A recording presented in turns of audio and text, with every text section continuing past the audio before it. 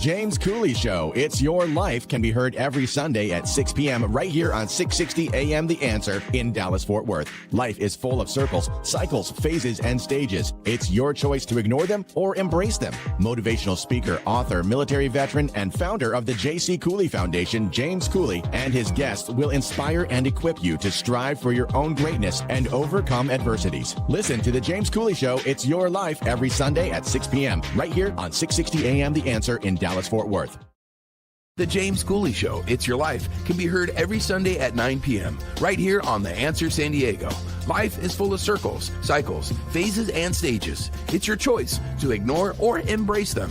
Motivational speaker, author, military veteran, and founder of the J.C. Cooley Foundation, James Cooley, and his guest will inspire and equip you to strive for your own greatness and overcome adversities. Listen to The James Cooley Show, It's Your Life, every Sunday at 9 p.m. right here on The Answer San Diego.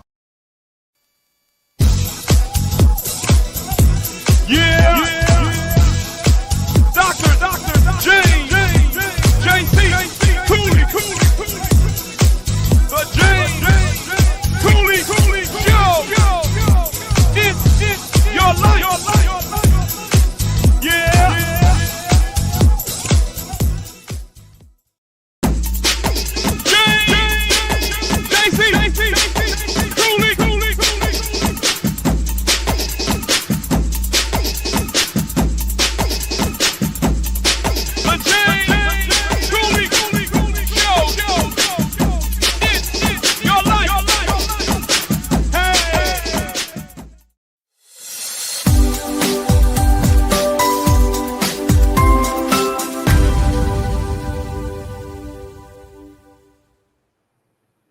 Welcome to the James Cooley Show, It's Your Life. I'm your host, Dr. James J.C. Cooley, and we got another absolutely fantastic show coming your way today.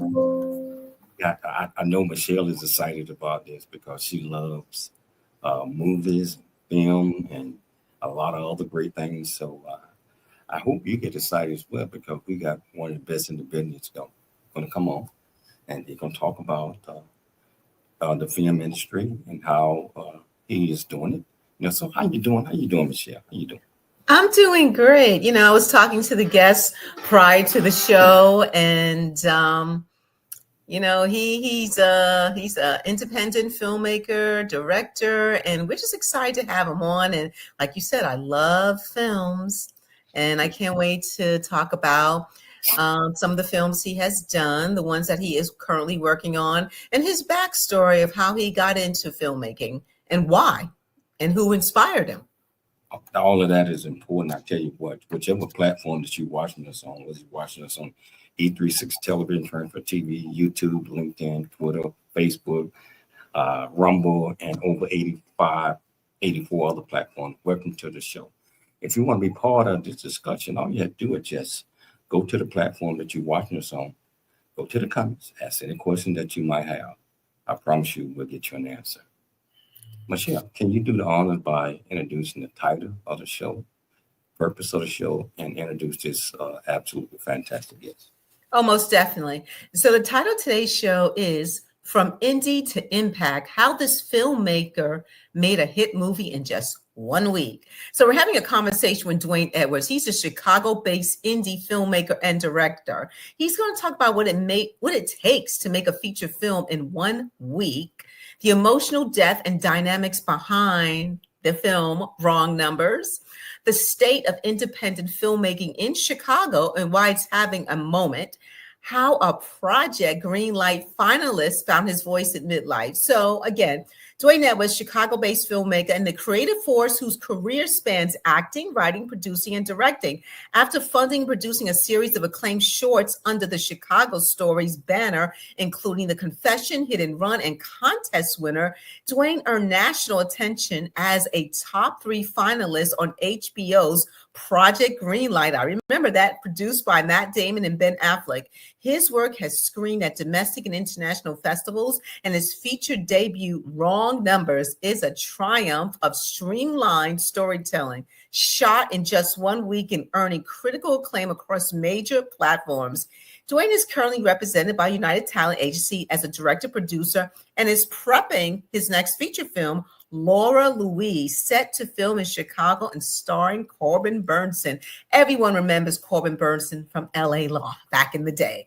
So please welcome to the show, first time, Mr. Duane Edwards.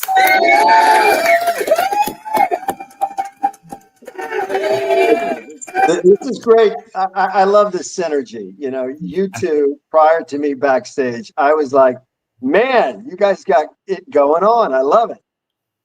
Oh man, now we are excited about what you're doing. And how do you shoot a film in 1 week? Everything had to have went right on the first take. Well, I tell you, I mean, to put things in perspective, 2 actors, 4 locations, 115 pages in 7 days. And again, you're absolutely right. There's so many things that could have gone bump in the night. But if you surround yourself, and I did, with a powerful team, my co-producers, Phil Lee and Daryl Manuel, my cinematographer, Jeffrey Brown, my first AD, Mad Brad Smith, and you get people that bring skills to the table that you don't have that you can leverage. And then also the talent, Emily Hall and David Kelsey, they excel in this. And then you're positioned to do well, but there's not a guarantee. You're right, but how you switch from the IT field, what you still in, I think. I am. To filmmaking. What type of adjustment was that? And your IT background, did that help you out in becoming a filmmaker? Well, I've been in the information technology field for almost 25 years. I've worked for some of the largest information technology staffing firms in the world. You learn a lot through the corporal aspect of understanding how to drive initiatives, being better partners to your clients, to your team, in innovation. So when I made the transition of deciding to make short films, which was the first initial step, you again had to have that team approach, make sure that people are involved, make people are heard, you hear their ideas, and you put them in the best positions to succeed. And then once you started to, I guess I started to feel like I found a stride with the people I worked with, and that's behind the scenes, acting, then you start to find this cadence and you start to kind of build off of it. And that's what really led to Wrong Numbers of my first feature film. Was filmmaking easier or harder than you could imagine? Tell us a little bit about that. Well, you know, I started off as an actor. When I graduated from high school out of Houston, Texas, I moved up to New York. I studied acting. And I was there for 6 years. Then I moved out to LA where all the work was, worked out there, was on the soap opera for a while, did some guest starring roles, waited tables. But you get to the point of going, okay, I really want to make the transition. I felt like being on a set and having that experience as an actor, but I really wanted to be behind the camera. But again, I partnered up with Columbia University College here in Chicago.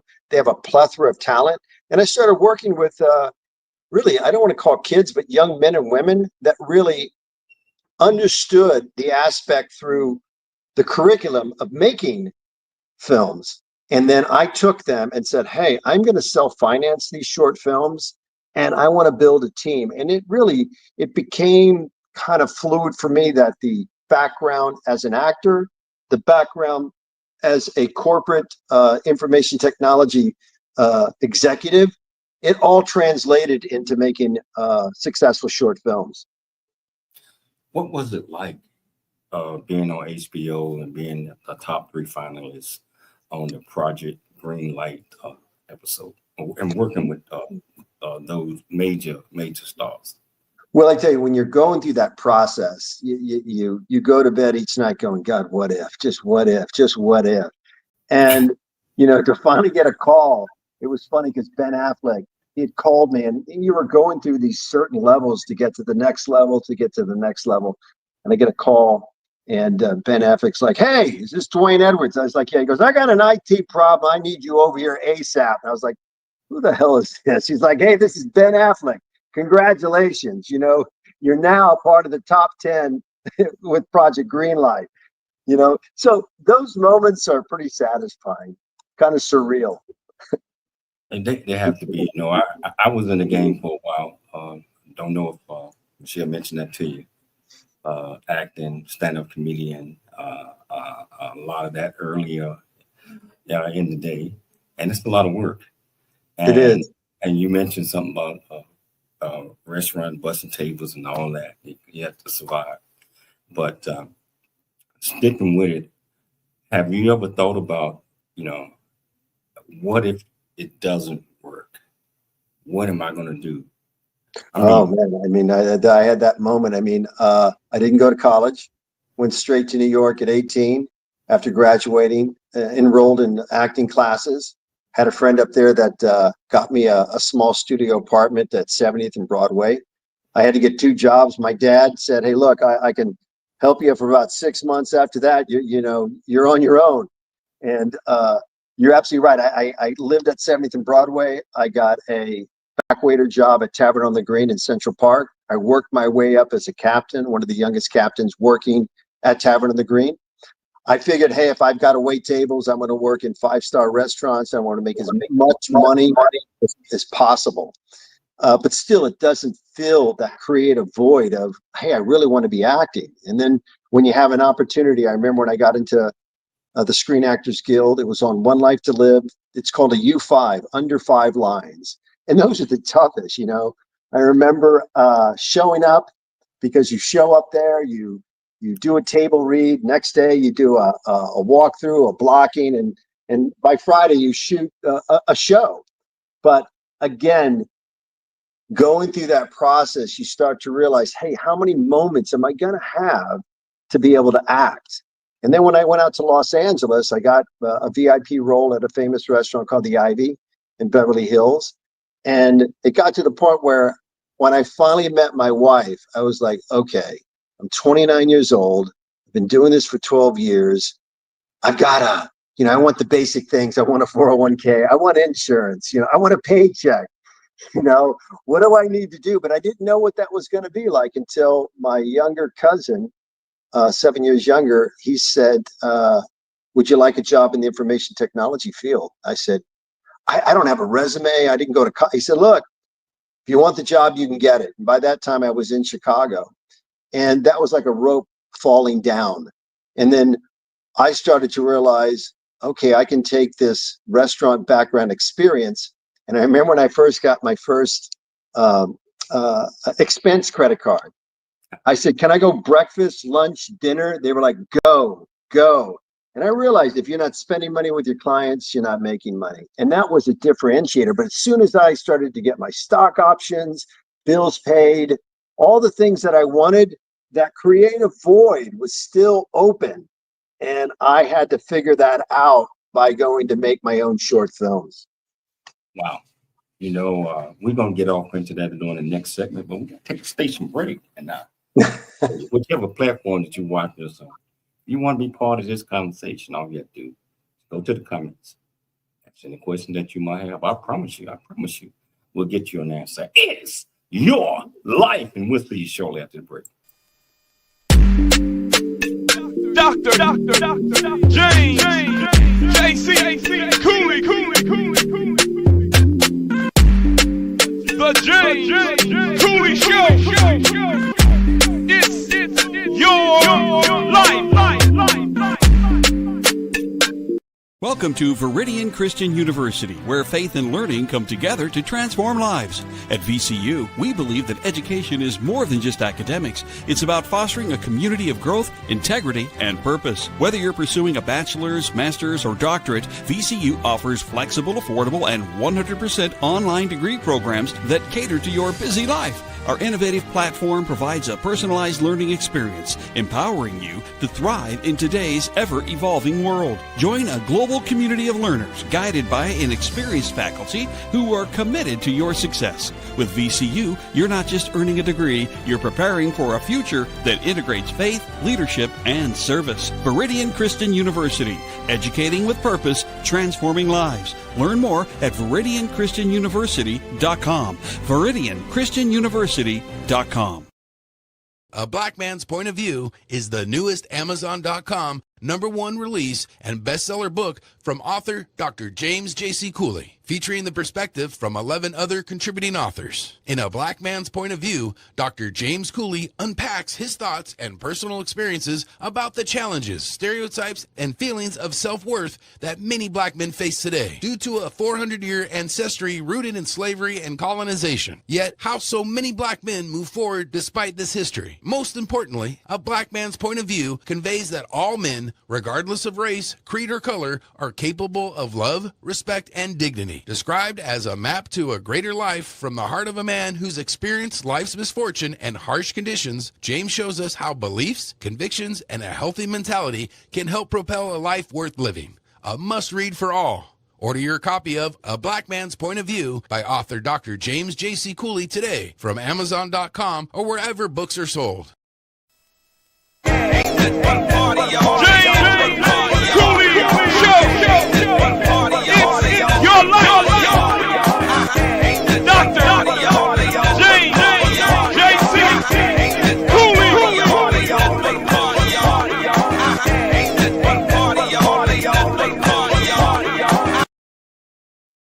Welcome back to the James Cooley Show. It's your life, and I tell you what, Duane Edwards, I saw the excitement in him and during the first segment where we were getting a chance to know him. And we're going to go off into a little bit more. We're going to do a clip in a few minutes. But Duane, so what do you admire within your industry as a filmmaker and a director most? And who are some of your role models? You know, I would say that's a great question. You know, there's a lot of great, talented filmmakers out there, but I look at Todd Field. Todd, I knew Todd many years ago back in New York, and he's only made 3 films, but I think out of the 3 films, he's got 14 Academy Award nominations. He started off with In the Bedroom in 2001 with Sissy Spacek. Then after that, 5 years later, he made Little Children with Kate Winslet. Then 16 years went by, and then he made Tar with Kate Blanchett. When I look at that, I every time I see his films, it's just a level of detail, a level of storytelling that I kind of compare to Stanley Kubrick. And he actually started off as an actor. That's how we met in New York. But he's someone I really kind of admire. And if I could wave my magic wand and, you know, compress, I don't want 16 years to go by to make my next film, even though I'm going to be making it in October. But I just love the levity of, he's a very talented writer, director. You know, I'm a director, producer. I collaborate with my writer.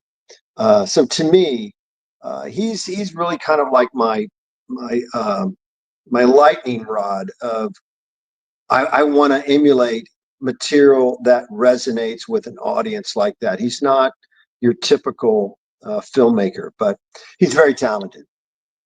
And we got Will Thang. I like how he credited his whole team. How did that team come together? He's asking you a question. You know, it really, I think of Phil Lee and Daryl. You know, they have a production company here called Spin Artists. And when we started talking about making wrong numbers, I used my same kind of platform of like, I want to vet people, I want to meet people, I want to trust and verify. And they brought certain players like Jeff Brown, the cinematographer, and Brad Smith, the first AD. And when I had a chance to meet them, I knew that they were going to be true partners for us and for me as a first-time feature director in Wrong Numbers. So I credit Phil Lee and Daryl of kind of making those key introductions, and then it starts to domino. Then Brad says, we need X, Y, Z. These individuals are great. Even though Phil and Daryl have already worked with them on a music video or a commercial or in some aspect that you know their character, you know their drive, and you know their work ethic. Wow. Let's talk about Wrong Numbers. Actually, let's show a quick clip of it, and then we come back and talk about it on the other side. Sure. Here we go.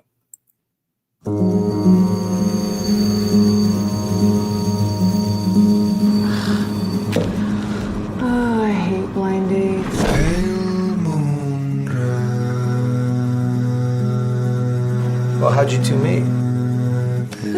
meet. I told you that. It was a blind date. Let's break the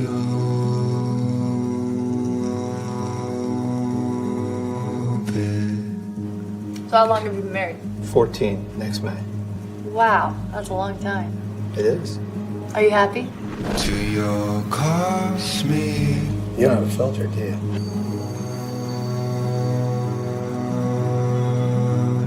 Why did you invite yourself to my apartment? Get out. You started this! I started what? Do not go anywhere. Life can change on a dime, you know? To erase your tears. Just be honest. Just be honest. Yes! Get your hands off!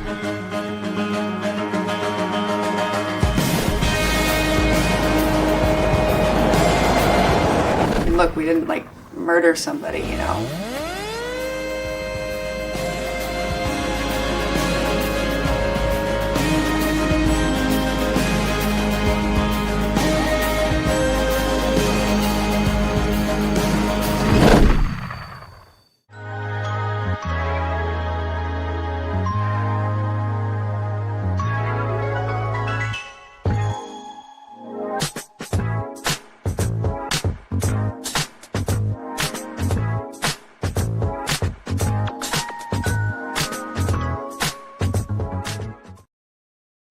I love the trailer.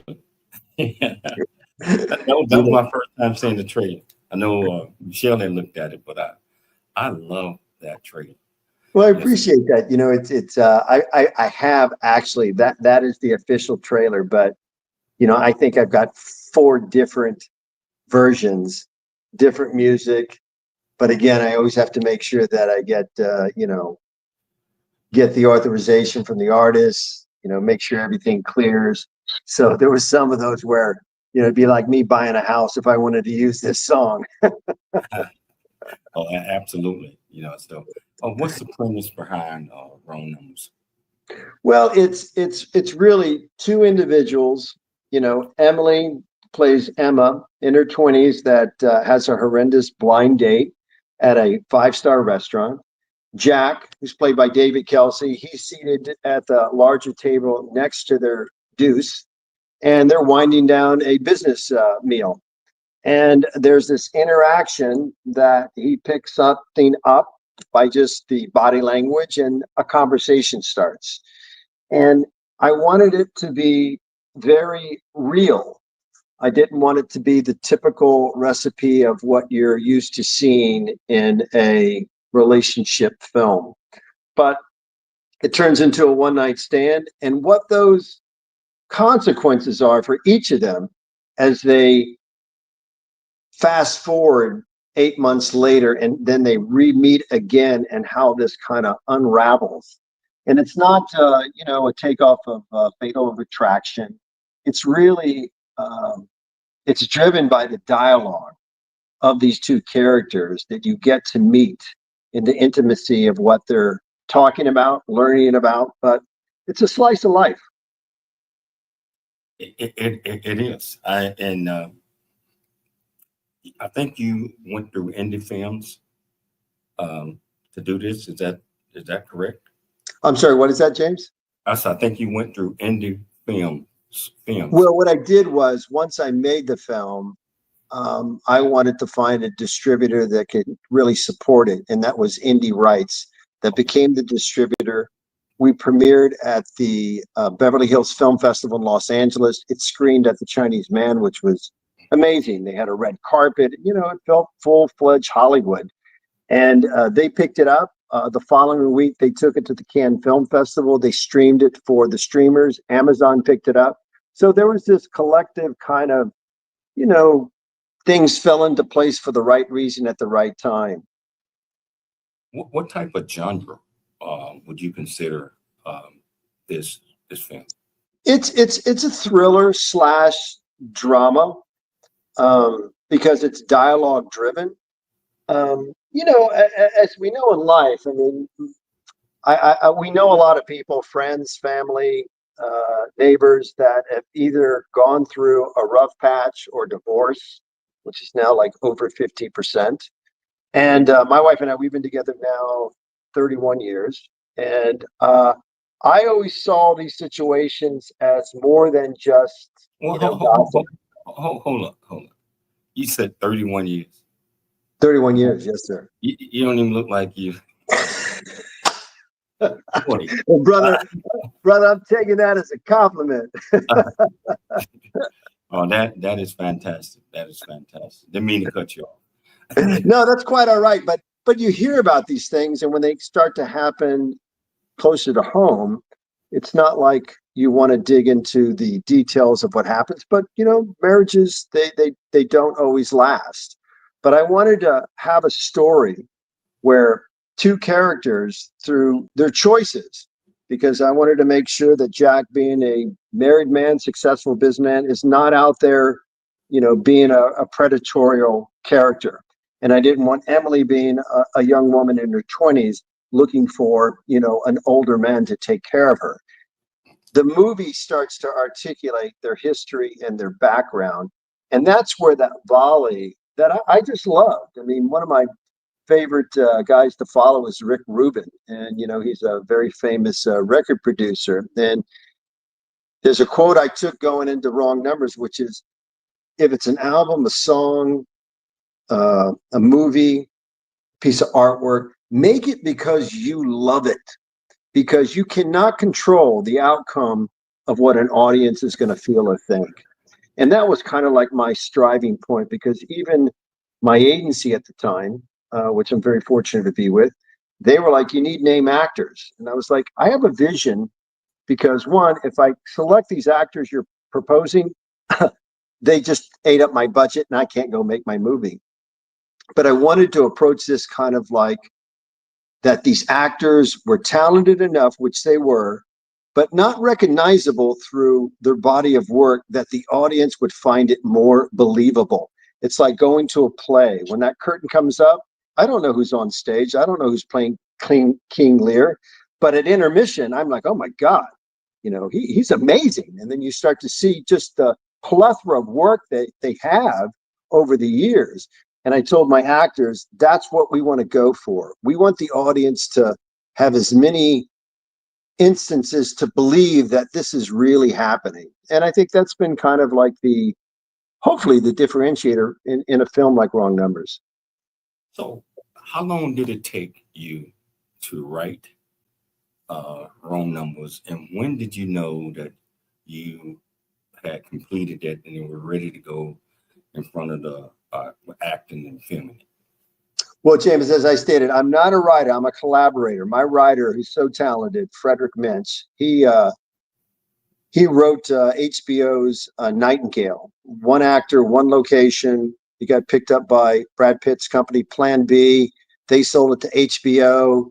It was up for a Golden Globe and an Emmy. Didn't win, but he's very talented. But he brings his work to me. And then we start to talk about what this would look like as a film. And for me, that's, again, I'm all about, surrounding myself with people that bring skills that I don't have. And when I first read Wrong Numbers, I was like, this is very unique. You've got 2 actors, 4 locations. That means production value cost is going to be down.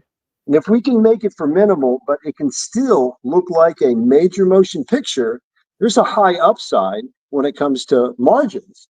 And to me, that's the business aspect that I bring, and also the creative aspect of producing it, financing it, and then making sure it goes through those stages. But I knew from reading it that it was a very unique piece.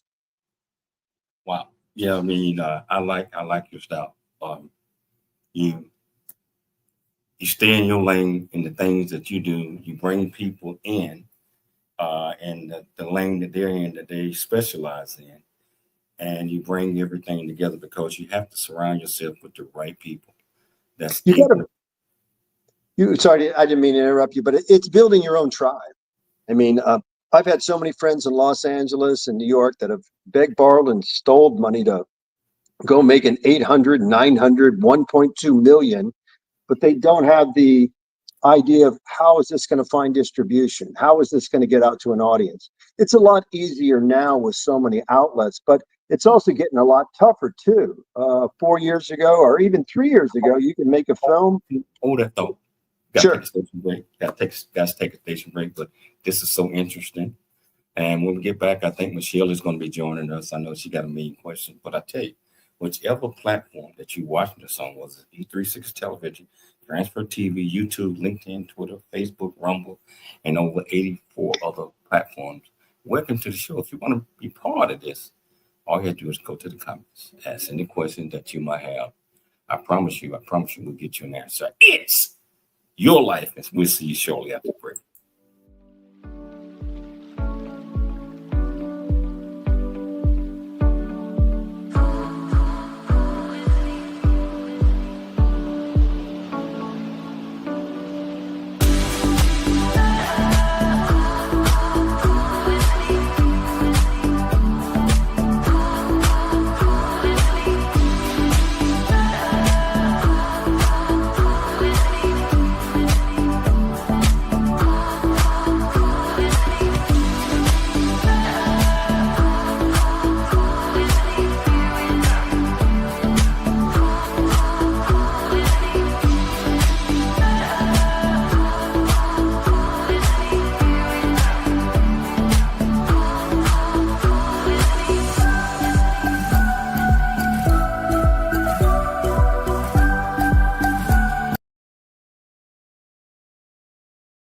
Really get a chance to know who you are.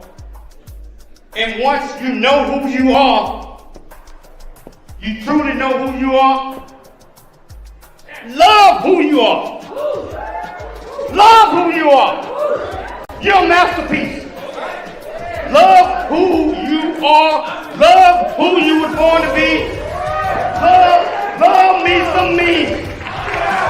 That's what I'm talking about. When you leave high school, you gotta know today or tomorrow, or hopefully today, what your plans are. Hopefully, there is no bad decision unless there is no plan. Create, collaborate, commit with confidence. Commit with what? Commit with what? And everything that you do. Noah Dingley here, producer of The James Cooley Show, It's Your Life. And the new audio version of James' book, Country Boy, City Boy, A Journey That Ain't Over Yet, is a must-have. James shares his true life story of struggle and success in America. It's both a cautionary tale and a roadmap to achieving the American dream. Get the new audio version of Country Boy, City Boy, A Journey That Ain't Over Yet by James Cooley on Amazon.com or wherever audiobooks are sold. The James Cooley Show. It's your life. That's right. Welcome back to the James Cooley Show, It's Your Life. And I tell you what, I am sitting back thoroughly enjoying this discussion with Duane Edwards, and fascinated about his movies, where he produced it. Where it was 7 days. 7 days, called wrong numbers. Duane, people that are sitting back listening to this, like, how can I watch this movie? How can I get it? I want to see it. Yeah, you can get it on Indie Rights channel. You can also Amazon Prime. You can watch it on Tubi. YouTube also offers it, TV, and then Google Play. So it's out there in that sense that people can have different ways of either renting it or watching it free with ads. Yeah, so you chose 4 different locations.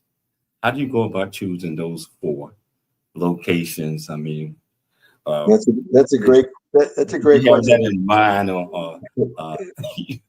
Here it is. With my information technology position, I dine at a lot of restaurants, but I go to the same restaurants.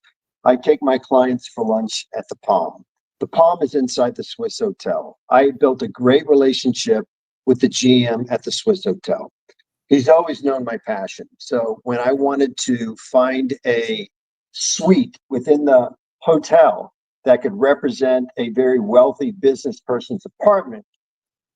He was like, I'm in. And I was afraid, like, hey, we're going to be filming at the Swiss Hotel. He's like, no, I took it to the Swiss Hotel. Long as you put us in the credits, they want the credits. I was like, brother, not a problem. Then my other good friend, Angelo, he owns a 5-star steakhouse called Rosebud. I've known him for 20 years. My clients at JP Morgan, when he ran Rosebuds in the Loop, I would take my clients there, built a great relationship. His dream was to own his own restaurant. Mine was to make a film.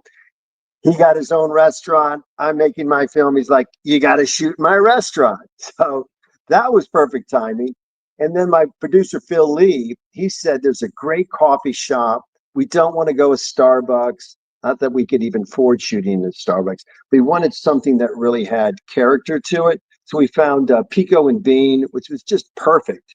And then for the garden apartment, which represents Emma's apartment, my writer, so funny, Frederick goes, well, I've got a daughter. She's 22 and she's going to college and she's got a garden apartment.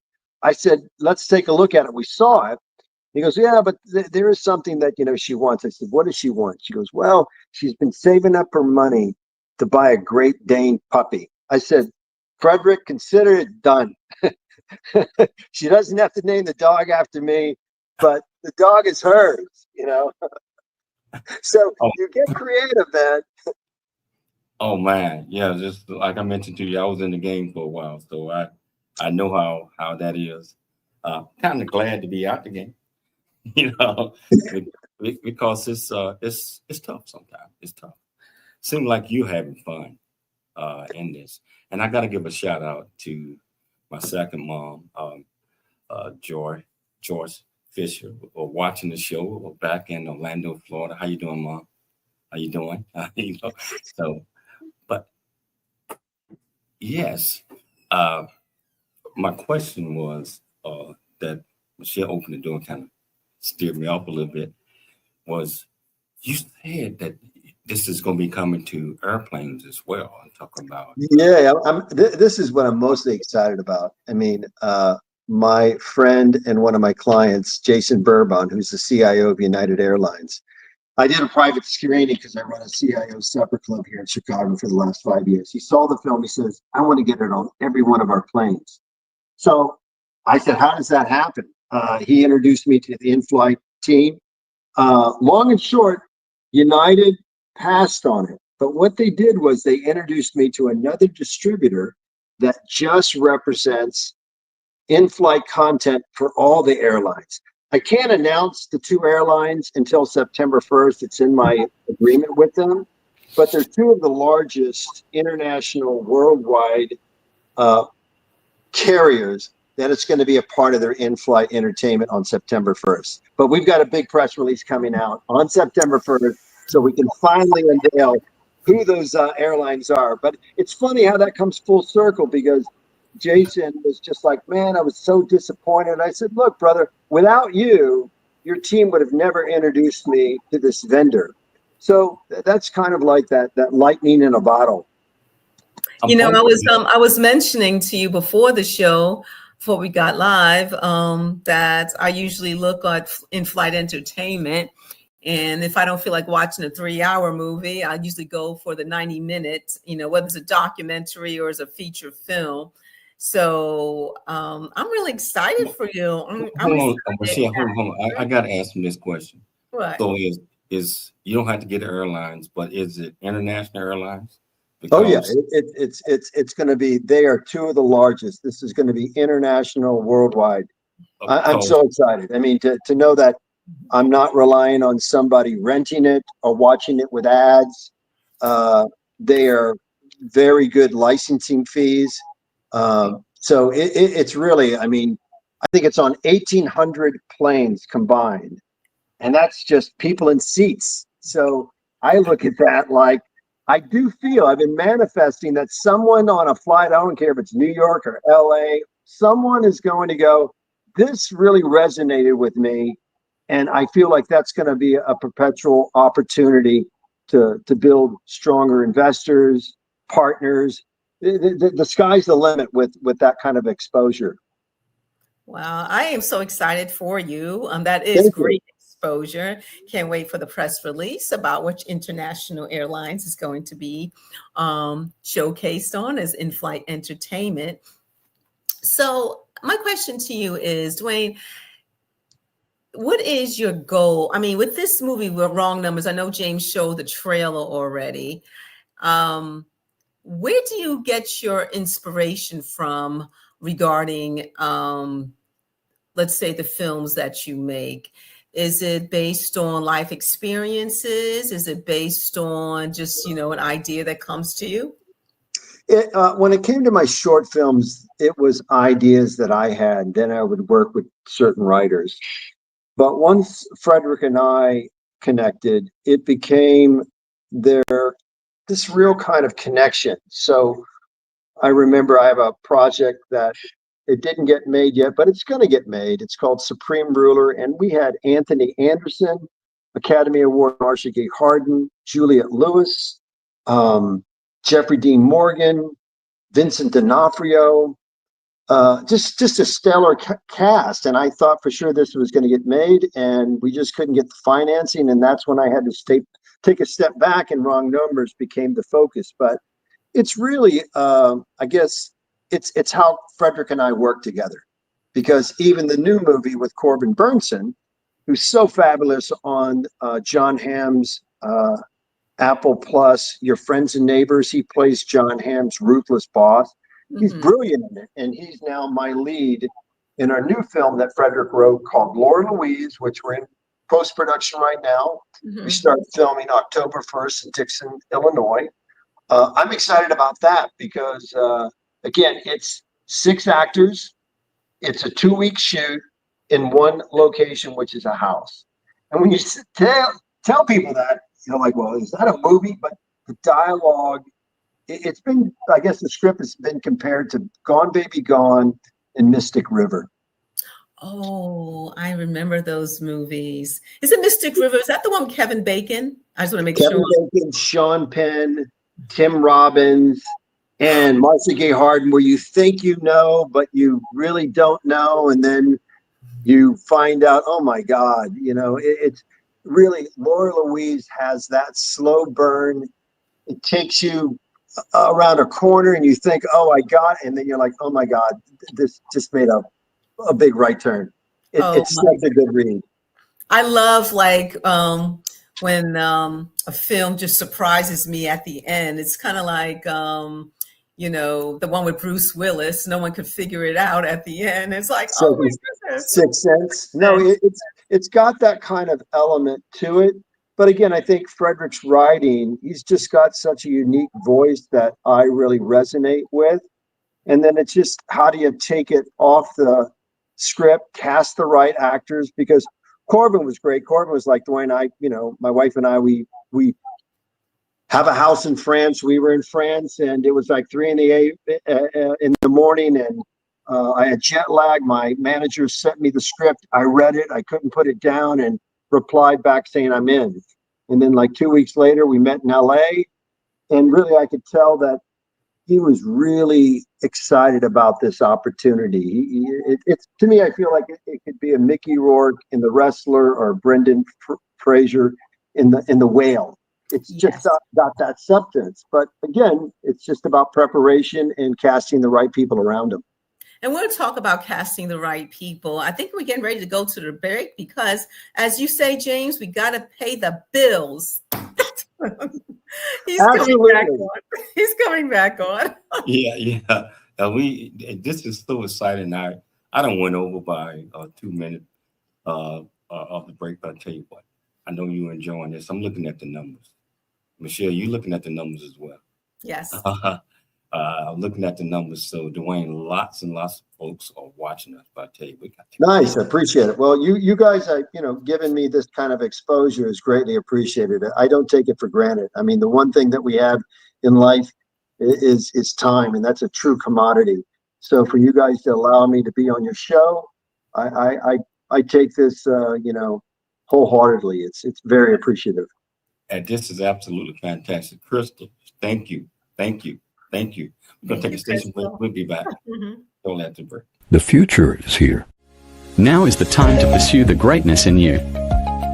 Welcome to Viridian Christian University, where faith meets future.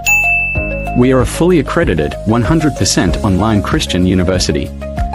We offer bachelor's degree, master's and doctorate degree programs, built for students like you. Affordable tuitions, 30+ degree programs, 100% online and flexible, integrating faith with learning. Study from anywhere at your pace. At VCU, we do not just prepare you for a degree. We prepare you for purpose. Discover who you are, grow in faith, and build a future that impacts the world. Are you ready to start your journey today? Visit www.viridianchristianuniversity.com. Apply today and be among the global leaders.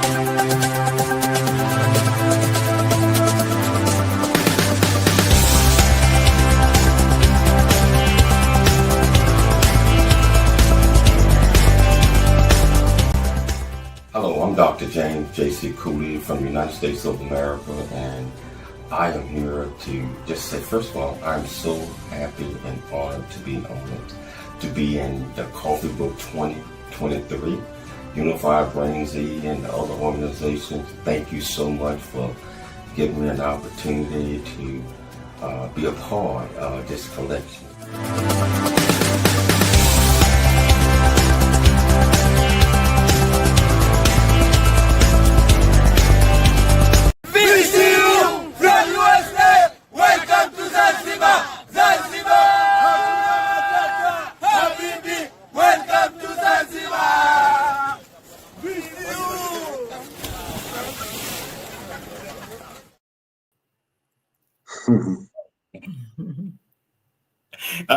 The reason I showed that is I was in Africa about 3.5 weeks ago, and it was so much fun there, and I'm fortunate enough to be heading back there this week in Saturday, so wow.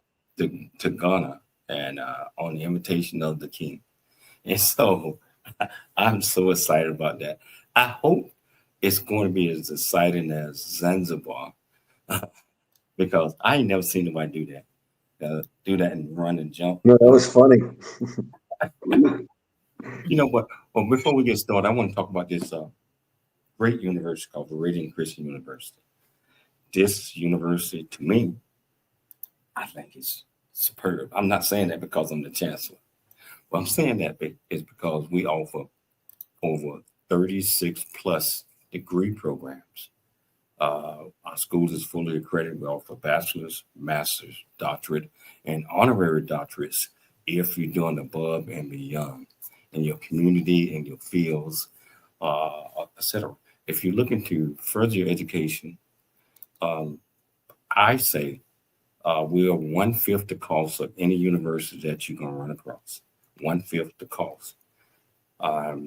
All you have to do is go to ViridianChristianUniversity.com, ViridianChristianUniversity.com.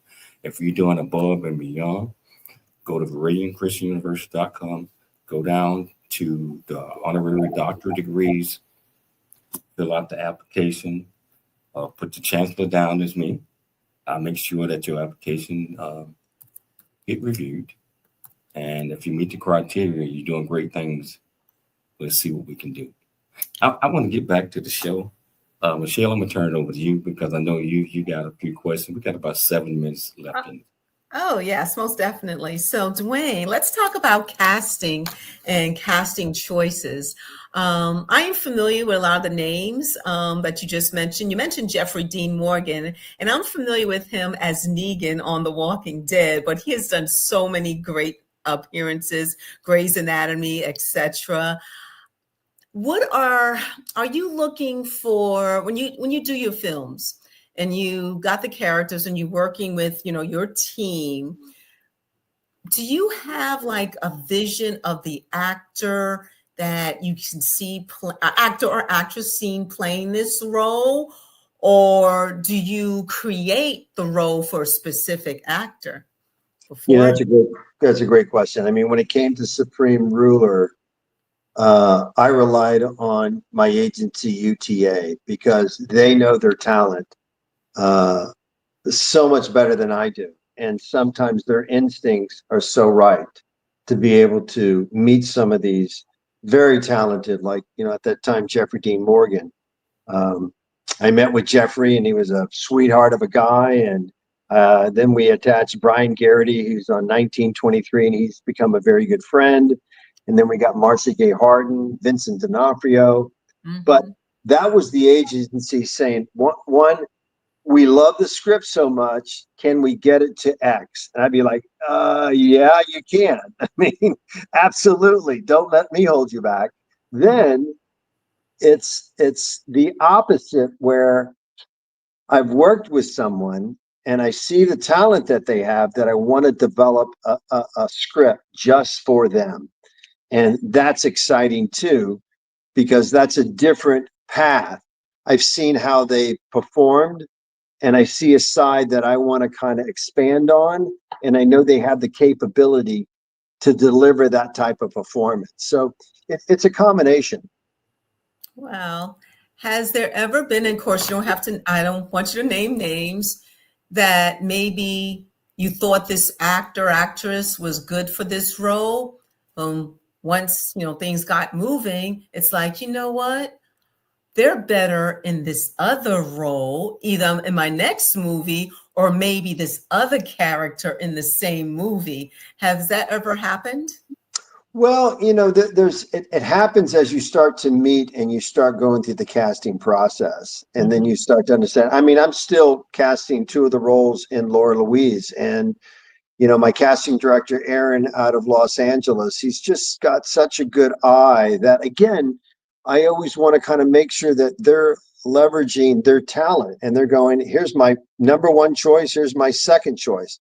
And then I won't know who that is. I'll look at the self-tapes and I'll go, I like this person. They're like, that's my number one choice. And then I even get Frederick, because I value Frederick's insight too, that I'll say, Frederick, take a look at these 12 actors for role XYZ.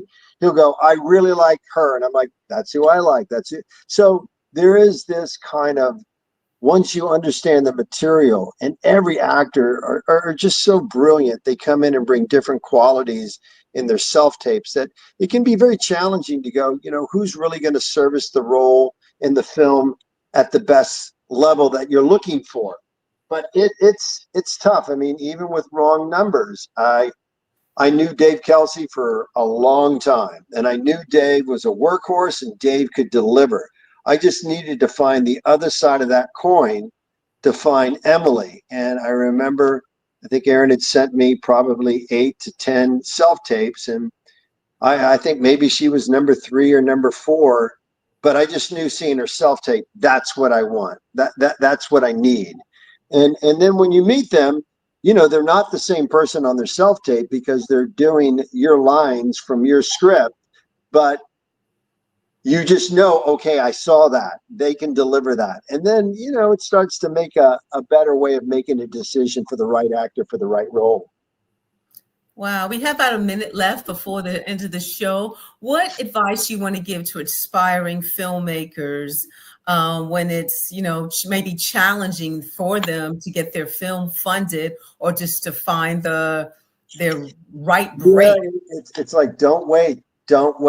Go out there and do. I'll give you a great example. I took it from David Lynch, my postal guy, 31 years here in my building. And he was afraid to talk to me, but he has an idea and he's not a writer. I said, look, buy an index cards, start writing out a scene, start to write that out. You know, girl enters lobby building, has conversation, then do another card. As soon as you can get 50 to 60 of those index cards, you got a script. You just haven't flushed out the dialogue, but you have those scenes. So you can always be doing, but you know, this is a day and the age where people want to be reviewing and watching. You got to put your stuff down and you got to go out and do, because action will create action, but it's not going to create action by thinking about it, talking about it, writing it down. You've got to go out and do something. You got to go out and do something. Hey, Duane, I want to thank you so much for taking the time. Crystal, you know, you are a girl. Always sending us great guests. I'd like to thank Dr. Michelle Cooley for putting together another absolutely fantastic show. Most importantly, I'd like to thank our viewers and our listeners for tuning in to the James Cooley Show, Monday through Friday, 2 p.m. Pacific Standard Time, live. Also, all the different platforms, radio stations, television, everything. Always dream big, think big, and be big at everything you do. We'll be back tomorrow, same time, same place. It's your life, and we'll see you then. Doctor.